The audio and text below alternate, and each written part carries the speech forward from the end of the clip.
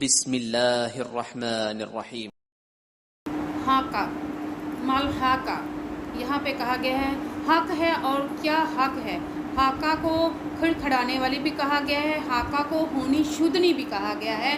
ہونی شدنی کیا ہے؟ ہونی شدنی وما ادراک مال حاقہ، اور تجھے کیا پتہ کہ ہونی شدنی کیا ہے؟ ہم اکثر کہتے ہیں نا فلانا کام تو ہو کے ہی رہنا ہے، فلاں کام تو ہو کے رہنا، وہ تو ہونی شدنی، وہ تو ہو کر رہے گا۔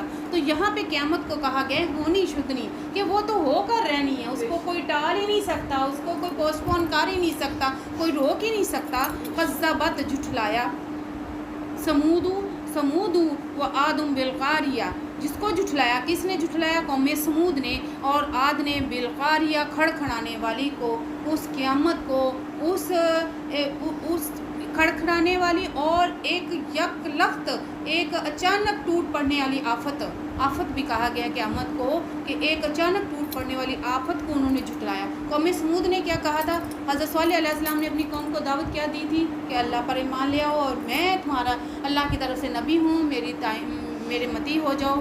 تو ان لوگوں نے انکار کیا تھا کہ ہم اللہ کو نہیں مانتے، تجھے نہیں مانتے، اور کل قیامت کے دن کو نہیں مانتے۔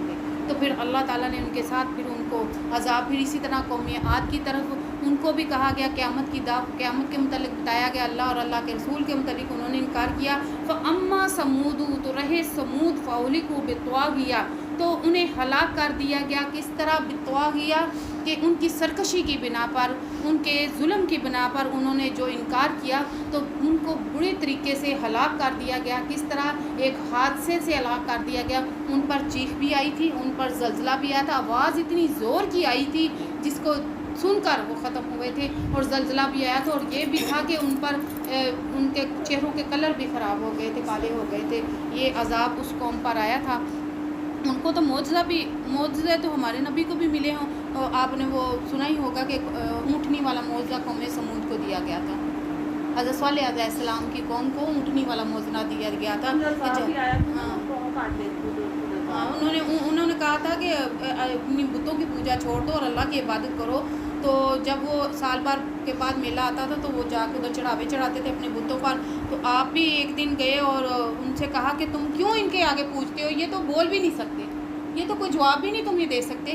تو وہ لاجواب ہو گئے تھے کہ جب یہ تم ہماری بتوں کی سرزنش کر رہے ہو، توہین کر رہے ہو، تو کہتے کہ اگر یہ بولتے ہیں، یہ کچھ کہتے ہیں، تو مجھے بھی بتاؤ کہ یہ تمہارے سوالوں کو جو دعائیں تم مانگتے، وہ سال بعد جا کے دعائیں مانگتے تھے، تو کہتے کہ دعاؤں کا جواب ملتا ہے تمہیں ادھر سے؟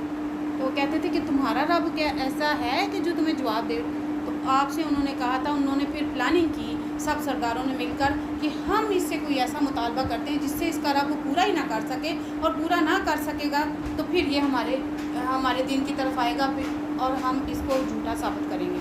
انہوں نے پلاننگ یہ کی مل کے سب سرداروں نے کہ ایک ایسا معجزہ مانگتے ہیں۔ تو پلاننگ کر کے حضرت صالح علیہ السلام کے پاس آئے اور کہنے لگے کہ ہم تمہارے رب پر تب یقین کریں گے جب تم اس پہاڑ سے 10 ماہ کی حاملہ ہو، اونٹنی 10 ماہ کی حاملہ، اونٹنی 10 ماہ بعد بچہ دیتی ہے، 10 ماہ کی حاملہ اونٹنی نکالو، اور وہ پھر ہمارے سامنے ادھر بچہ جنم دے گی۔ اب حضرت صالح علیہ السلام نے کہا ٹھیک ہے۔ آپ نے کیا کیا؟ آپ نے نفل پڑھنی شروع کی، اللہ سے دعا مانگنی شروع کی۔ ہر نبی نفل پڑھتا تھا، ہر نبی نماز سے مدد مانگتا تھا اللہ سے، کہ 2 رکعت پڑھتے تھے اور اللہ سے مدد مانگتے تھے۔ جب اللہ کی طرف سے ہاں ہو گئی تو انہوں نے کہا کہ ٹھیک ہے، میرا اللہ یہ معجزہ دکھائے گا، اور انہی کے سامنے پہاڑ شک ہوا، اور کڑ کڑ کی آواز آئی، پہاڑ شک ہوا، اور اس کے اندر سے اونٹنی نکلی، 10 ماہ کی حاملہ تھی، اور پھر انہی کے سامنے اس کو درد ذہ ہوئی اور اس نے بچے کو جنم دیا۔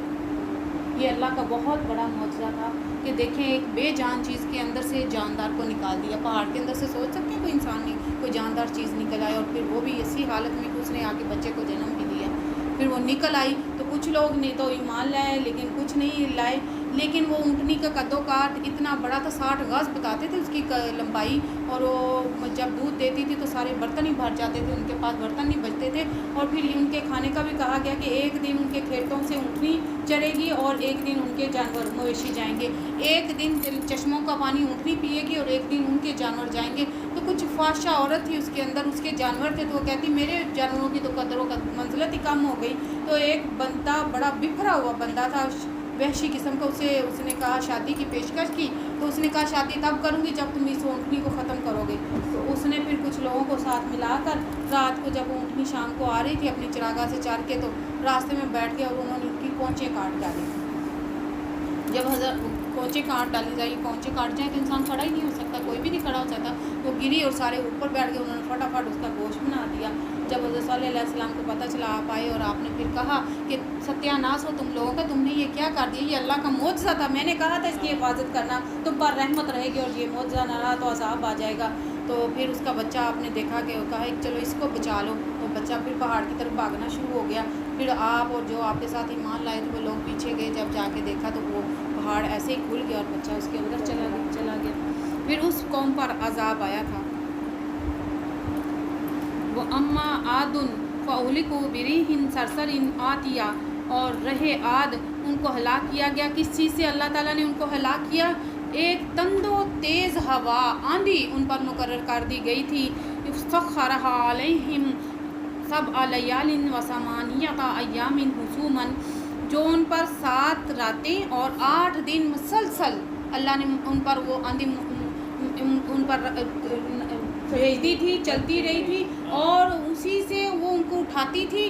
ان کے قد و قامت اتنے بڑے تھے, بڑے قد و کاٹ والے تھے. قوم عاد جو تھی بڑی ڈیل ڈول والی تھی, ان کے قد ایسے تھے جیسے کھجور کے تنے ہوتے ہیں, ایسے لمبے لمبے, اور بڑی طاقتور قوم تھی. ایسی قوم دنیا میں دوبارہ نہیں آئی. قوم عاد ہاں اپنی طاقت پر بڑا غرور کرتے ہیں.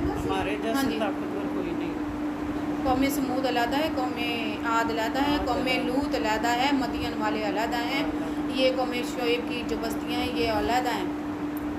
تو وہ اتنی طاقتور تھے, وہ کہتے تھے ہمیں ہمارے پاس اللہ تعالیٰ نے ان کو رزق بھی وافر مقدار میں دیا تھا, نعمتیں بھی دی تھی, صحت تندرستی بھی دی تھی, طاقت بہت ہی, اتنی طاقت تھی کہ پہاڑوں کے اندر محل بناتے تھے, پہاڑوں کو تراش کر محل بناتے تھے. پہاڑوں کو تراش کے محل بنانا بڑی جان جوکھوں کا کام ہے, لیکن ان کا کام ہی یہی تھا, طاقت بڑی تھی نا ان کے. تند و تیز ہوا تھی ایسی, تو وہاں پہ کہا گیا اللہ تعالیٰ نے ان پر مسخر کر دی آندھی کو, اور یہ 7 راتیں اور 8 دن تک مسلسل ان پر چلتی رہی. فتر القوم فیہا صرعا کأنہم اعجاز نخل خاویہ, آپ ان کو دیکھتے تو آپ ان کو دیکھ کر ایسے محسوس کرتے گویا کہ وہ کھجور کے کھوکھلے تنے پڑے ہوئے ہیں. بڑے لمبے چوڑے تھے نا, تو جب ہوا ان کو پٹکتی تھی ان کے سار پھٹتے تھے, وہ ختم ہو جاتے تھے. تو اللہ نے کہا کہ اگر ان کو دیکھتے تو ایسے جیسے کھجوروں کے تنے پڑے ہوں, اتنے لمبے تھے وہ. فہل تری لہم من باقیہ, تو کیا آپ نے کبھی دیکھا ان میں سے کوئی باقی رہ گیا ہے؟ قوم سمود میں سے, قوم عاد میں سے کوئی باقی بچا ہوا نظر آتا ہے؟ اتنی طاقتور قومیں اللہ نے تباہ برباد کر دی. آج ان کا نام لینے والا, آج ان کی نسل سے بھی کوئی نہیں ہے.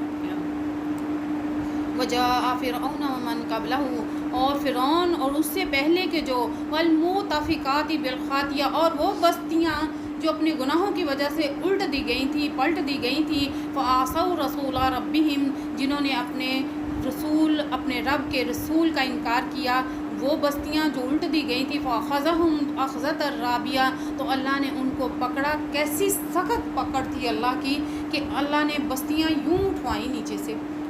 قوم لوط کی بستی اٹھائی گئی تھی, جو مرد سے مرد کا تعلق غلط کرتے تھے. قوم لواطت کا عمل تھا جس قوم کے اندر, قوم لوط کا. تو فرشتے نے آ کے یوں نیچے سے اٹھائی تھی اور اوپر لے گیا تھا آسمانوں کی بلندیاں تک, وہاں سے پلٹ کے نیچے پھینکی تھی. والمؤتفقات بالخاطیہ, جن کی بستیاں ہی اپنی گناہوں کی وجہ سے پلٹ دی گئی تھی, اوپر سے تلپٹ کر دی گئی تھی.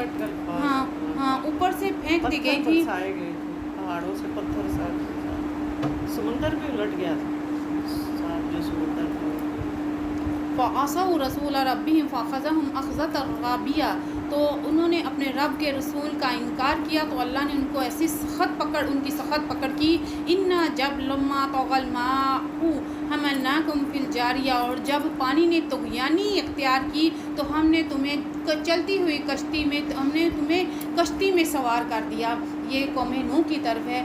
اس قوم پر بھی عذاب آیا تھا کہ جب پانی نے طغیانی اختیار کی, پانی بہت زیادہ ہو گیا, بہت مقدار میں, کہ کنٹرول نہیں ہو رہا تھا کسی سے. تو اللہ تعالیٰ نے پہلے کشتی پہلے ہی بنوا لی تھی, پھر اللہ نے کہا میں نے جو ایمان لائے ان کو کشتی میں سوار کر لیا. پھر اسی سے ساری دنیا آگے بڑھی.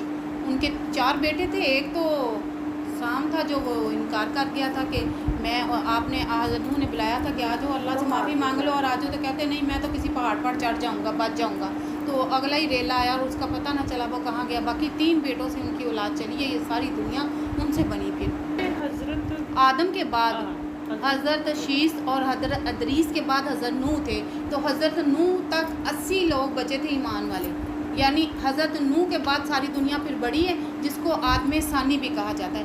یہ بہت پہلے کی بات ہے، حضرت آدم کے بعد حضرت نوح کو آدم ثانی کہا جاتا ہے، یعنی کہ دوسرے آدم وہ تھے جن سے ساری ارواح بنی، ساری دنیا بنی ہے۔ بہت پرانی بات، آپ صلی اللہ علیہ وسلم سے 2000 سال پہلے، ان سے بھی پہلے نہیں، اس سے بھی بہت پہلے، یہ تو اس سے جب بھی دنیا بنی ہے، ہاں۔ حضرت آدم پہلے بندے لِنَجْعَلَهَا لَكُمْ تَذْكِرَةً وَتَعِيَّهَا أُذُنٌ وَاعِيَةٌ، اللہ تعالیٰ نے کہا لِنَجْعَلَهَا، بنایا ہم نے ان کو لَكُمْ تذکرہ، تمہارے لیے ایک نصیحت، ان قوموں کو اور ان کے عذاب کو تمہارے لیے یہ بیان کرنے کا مقصد ہے کہ تم اس سے نصیحت حاصل کرو۔ وَتَعِيَّهَا أُذُنٌ وَاعِيَةٌ، اور سننے والے کان اسے سنیں اور سمجھیں، اس سے نصیحت حاصل کریں، اور یاد رکھنے والے ذہن اس کو یاد رکھیں کہ ان لوگوں کے ساتھ کیا ہوا تھا جنہوں نے اللہ اور اللہ کے رسول کی نافرمانی کی تھی، تو آج جو اللہ اور اللہ کے رسول کی نافرمانی کرے گا ان کے ساتھ کیا معاملہ ہونے والا ہے۔